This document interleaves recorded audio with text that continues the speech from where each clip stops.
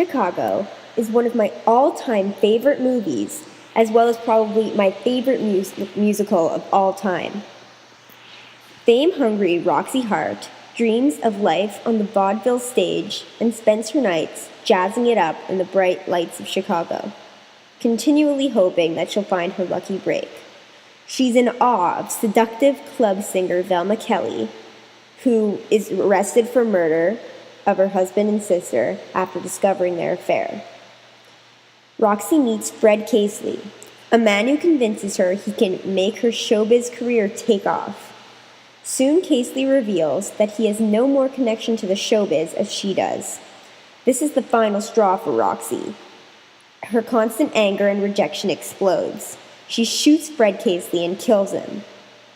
Upon discovering her infidelity, Roxy's husband, Amos, refuses to continue to take the blame for the murder, and Roxy is sent to jail, awaiting her possible death sentence. In jail, she finally meets tabloid darling Velma Kelly, currently receiving huge media attention for the double murder she committed. The prison warden, Mrs. Morton, offers Roxy the opportunity of representation by the slick Chicago lawyer Billy Flynn. Billy is more of a showbiz PR agent than a legal lawyer and manipulates the tabloids into thinking Roxy is no more than an innocent good time girl who took the wrong path, not a scheming murderess. The tabloids go crazy for the new girl in the cell block, and Roxy finally becomes a star. However, due to Roxy's newfound fame, Velma is forgotten about. However, just as Velma's star fell, so does Roxy's, when another criminal arrives at the jail on a multiple murder charge. The press forget about Roxy, and now she and Velma are in the same boat. With a few more tricks up her sleeve, Roxy manages to bring the media attention back onto her, and her day in court arrives. Billy is ready to play the ultimate showman and ends up freeing Roxy and Velma in the same court date.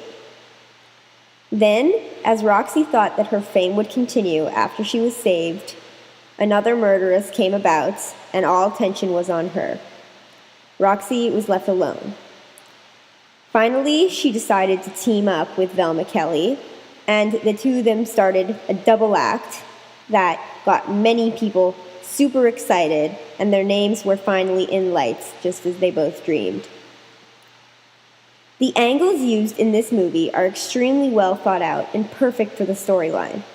The strategic sexual type of camera angles are extremely relevant to the type of movie that this is. There are also many uses of close-ups, as well as full-screen shots during musical numbers that really show the dancers' talents. When watching a musical, I always look for the movies that not only have good singing, dancing numbers, and catchy songs, but I look to see if the musical numbers actually move the plot forward or keep it at a standstill. A lot of musicals are just movies with pauses, so the characters can sing and dance about their feelings of what just happened. But in Chicago, the musical numbers truly continued the plot line and brought metaphors and humorous digs to the movie, and even made it easier to understand and more interesting to watch. The movie is extremely well done, in my opinion. The costumes and makeup are amazing, and the way the musical performances are edited are so impressive that you just want to see more and more. It's extremely well done how a scene will go from what is actually happening to the musical performance, then back and forth to show the comparisons and give a better understanding of the plot. I absolutely adore this movie. I think not only the acting is superb, but the dancing and singing is amazing. The amount of talent in this movie is so impressive, and the way that the people can sing and dance is outstanding. The songs have quickly become favorites of mine, and they all just make me want to get up and dance.